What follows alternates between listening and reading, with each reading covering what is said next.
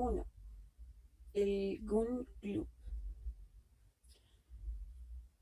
Durante la Guerra de Secesión de los Estados Unidos, se creó en Baltimore, ciudad del estado de Maryland, una nueva sociedad de gran influencia. Conocida es la energía con que el instinto militar se desarrolló en aquel pueblo de armadores, mercaderes y fabricantes. Sencillos comerciantes y tenderos abandonaron su despacho y su mostrador para ser improvisados capitanes, coroneles y hasta generales sin haber pisado las aulas de West Point. Y muy pronto comenzaron a rivalizar dignamente en el arte de la guerra con sus colegas del antiguo continente, consiguiendo victorias, lo mismo que estos, a fuerza de prodigar balas, millones y hombres. Sin embargo, los americanos aventajaron a los europeos principalmente en la ciencia de la balística, y no porque sus armas hubiesen llegado a un grado mayor de perfección, sino porque se les dieron dimensiones extraordinarias, y con ellas un alcance desconocido hasta entonces. Respecto a tiros rasantes, directos, parabólicos, oblicuos y de rebote, nada tenían que envidiarles los ingleses, franceses y prusianos, pero los cañones de estos, los obuses y los morteros, no eran más que simples pistolas de bolsillo comparados con las formidables máquinas de artillería norteamericana. No es extraño cómo mecánicos los yanquis no tienen rivales en el mundo y son ingenieros como los italianos, son músicos y los alemanes metafísicos de nacimiento. Era además natural que aplicasen a la ciencia de la balística su natural ingenio y su característica audacia. Así se explican aquellos cañones gigantescos, pero mucho menos útiles que las máquinas de coser, pero no menos admirables y mucho más admirados que estas. Conocidas son en este género las maravillas de Parrott, de Dahlgren y de Rodman. Los Armstrong, los Palliser y los Treuliere de Beaulieu hubieron de reconocer su inferioridad ante sus rivales de ultramar. Así pues, durante la terrible lucha entre norteños confederados, los artilleros figuraron en primera línea. Los periódicos de la Unión celebraron con entusiasmo sus inventos y no hubo ningún hortera, por insignificante que fuese, ni ningún candido bobalicón que no se desvanece día y noche los sesos calculando trayectorias desatinadas. Y cuando a un americano se le mete una idea en la cabeza, nunca falta otro americano que le ayude a realizarla. Aunque solo sean 3, eligen un presidente y 2 secretarios. Si llegan a 4, nombran un archivero, y la sociedad funciona. Siendo 5, se reúnen en asamblea general y la sociedad queda definitivamente constituida. Así sucedió en Baltimore. El primero que inventó un nuevo cañón se asoció con el primero que lo fundió y el primero que lo taladró. Ese fue el origen del Gun Club,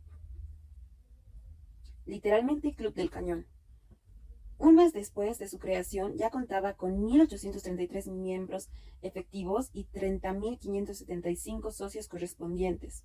A todo el que quería entrar en la sociedad se le imponía la condición sine qua non de haber inventado o por lo menos perfeccionado un nuevo cañón, o, a falta de cañón, un arma de fuego cualquiera. Aunque hay que decir que los inventores de revólveres de 15 tiros, de carabinas de repetición o de sables pistolas no estaban muy considerados. En todas las circunstancias los artilleros tenían la preferencia. La predilección que se les concede, dijo un día uno de los oradores más elocuentes del Gun Club, está en proporción con las dimensiones de su cañón, y está en razón directa del cuadrado de las distancias alcanzadas por sus proyectiles.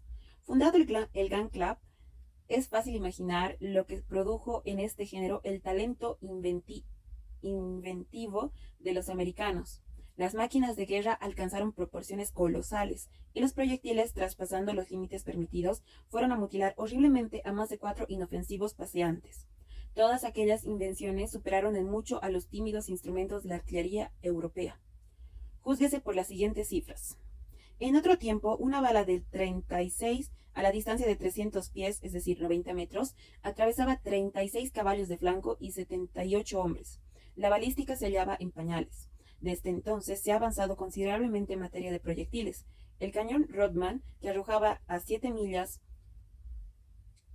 que serían unos 11.26 kilómetros, de distancia, una bala que pesaba media tonelada habría fácilmente derribado 150 caballos y 300 hombres. En el Gun Club se trató de hacer la prueba, pero aunque los caballos se sometían a ella, los hombres fueron, por desgracia, menos complacientes. Pero sin necesidad de pruebas, se puede asegurar que aquellos cañones eran muy mortíferos y en cada descarga caían combatientes como espigas bajo la hoz. Junto a semejantes proyectiles, ¿qué significaba aquella famosa bala que en Coutras en 1587 dejó fuera de combate a 25 hombres? Y aquella otra que en Seradov en 1758 mató 40 soldados, que era en sustancia aquel cañón austriaco de Kelsendorf que en 1742 derribaba en cada disparo a 70 hombres. ¿Quién presta atención a aquellos tiros sorprendentes de Jena y Austerlitz que decidían la suerte de la batalla? Ejemplos más brillantes se vieron durante la Guerra Federal. En la batalla de Gettysburg, un proyectil cónico disparado por un cañón mató a 173 confederados, y en el paso del Potomac, una bala Rodman envió 115 sudistas a un mundo evidentemente mejor.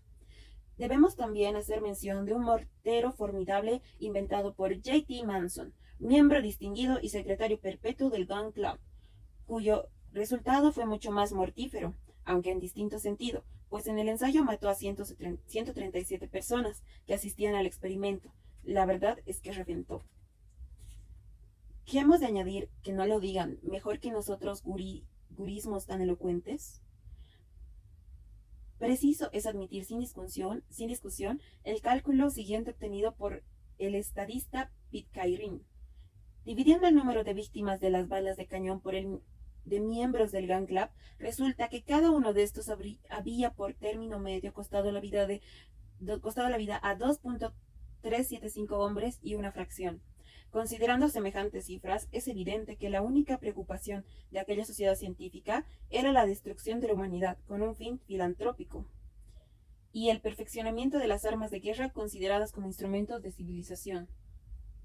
Aquella sociedad era una reunión de ángeles exterminadores, sin perder su calidad de hombres de bien.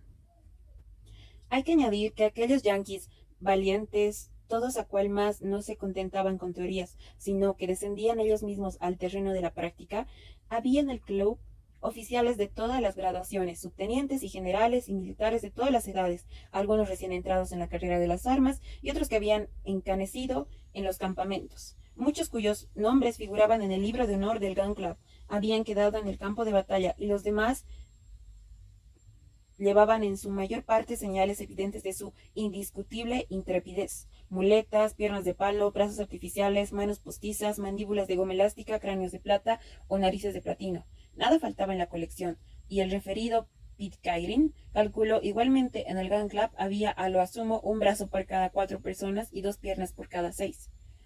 Pero aquellos valientes artilleros no reparaban en semejantes pequeñeces y se llenaban justamente de orgullo cuando el parte de una batalla revelaba un número de víctimas 10 veces mayor que el de proyectiles gastados. Un día, sin embargo, triste y lamentable día, los que sobrevivieron a la guerra firmaron la paz. Cesaron poco a poco los cañonazos, enmudecieron los morteros, los obuses y los cañones volvieron a los arsenales. Las balas se hacinaron en los parques, se borraron los sangrientos recuerdos. El algodón empezó a florecer esplendoroso en los campos pródigamente abonados con sangre. Los vestidos de luto se fueron haciendo viejos a la par del dolor, y el Gun Club quedó sumido en una oscuridad profunda. Quedaban algunos apasionados, trabajadores incansables, que se entregaban aún a cálculos de balística y soñaban con bombas gigantescas y obuses incomparables. Pero, sin la práctica, ¿de qué sirven las teorías? Los salones se quedaban desiertos, los criados dormían en las antesalas, los periódicos permanecían amontonados encima de las mesas, tristes ronquidos partían de los rincones oscuros, y los miembros del Gun Club, tan bulliciosos en otro tiempo, reducidos ahora al silencio, se amodorraban mecidos por la idea de una artillería platónica. «Esto es desolador», dijo un día el bravo Tom Hunter, mientras sus piernas de madera se carbonizaban en la chimenea. «Nada que hacer, nada que esperar. ¡Qué existencia tan infeliz! ¿Qué fue de aquellos tiempos en que nos despertaban todas las mañanas el alegre estampido de los cañones?» «Aquellos tiempos pasaron para no volver», respondió Bilsby, procurando estirar los brazos que le faltaban. «Entonces daba gusto Se inventaba un obús y apenas estaba fundido. Iba el mismo inventor a ensayarlo delante del enemigo, y al volver al campamento obtenía un aplauso de Sherman o un apretón de manos de McClellan. Pero hoy los generales han vuelto a su escritorio y en lugar de mortíferas balas de hierro despachan inofensivas balas de algodón. Por Santa Bárbara, el porvenir de la artillería se ha perdido en América. Sí, Bilsby, exclamó el coronel Bloomsbury, hemos sufrido crueles desengaños. Un día abandonamos nuestros hábitos tranquilos, nos ejercitamos en el manejo de las armas, nos trasladamos de Baltimore a los campos de batalla, nos portamos como héroes y 2 o 3 años después perdemos el fruto de tantas fatigas para condenarnos a una deplorable inercia con las manos metidas en los bolsillos. Difícil le hubiera resultado al valiente coronel dar una prueba semejante de su ociosidad, y no por falta de bolsillos. Y ninguna guerra en perspectiva, dijo entonces el famoso J.T. Maston, rascándose con su mano postiza su cráneo de goma elástica. Ni una nube en el horizonte, cuando tanto hay aún que hacer en la ciencia de la artillería. Yo mismo he terminado esta misma mañana un modelo de mortero, con su plano, su corte y su elevación, destinado a modificar profundamente las leyes de la guerra. ¿De veras? Replicó Tom Hunter, pensando involuntariamente en el último ensayo del respetable J.T. Manson. De veras, respondió este. Pero, ¿de qué sirven tantos estudios concluidos y tantas dificultades vencidas? Nuestros trabajos son en vano. Los pueblos del Nuevo Mundo se han empeñado en vivir en paz, y nuestra belicosa tribuna pronostica catástrofes debidas al aumento escandaloso de la población. Sin embargo, Manson, respondió el coronel Bloomsbury, en Europa siguen batiéndose para defender el principio de las nacionalidades. ¿Y qué? ¿Y qué? Podríamos intentar algo allí, y si aceptasen nuestros servicios. ¿Qué osáis proponer? Exclamó Bilsby. ¿Cultivar la balística en provecho de los extranjeros? Es preferible a no hacer nada, respondió el coronel. Sin duda, dijo J.T. Manson. Es preferible, pero ni siquiera nos queda tan pobre recurso. ¿Y por qué? Preguntó el coronel. Porque en el viejo mundo las ideas sobre la carrera militar contrarian todas nuestras costumbres americanas. Los europeos no comprenden que pueda llegar a ser general en jefe quien no ha sido antes subteniente, lo que equivale a decir que no puede ser un buen artillero el que por sí mismo no ha fundido el cañón. ¿Qué os parece? Absurdo, replicó Tom Hunter, destrozando con su bowie knife, es decir, cuchillo de bolsillo con hoja ancha, los brazos de la butaca en la que estaba sentado. Y puesto que así están las cosas, no nos queda ya más recurso que dedicarnos a plantar tabaco y a destilar aceite de ballena. ¿Cómo? Exclamó J.T. Manson con voz atronadora. ¿No dedicaremos los últimos años de nuestra existencia al perfeccionamiento de las armas de fuego? ¿No habrá una nueva ocasión de ensayar el alcance de nuestros proyectiles? ¿Nunca más el fogonazo de nuestros cañones iluminará la atmósfera? ¿No surgirá una complicación internacional que nos permita declarar la guerra a alguna potencia transatlántica?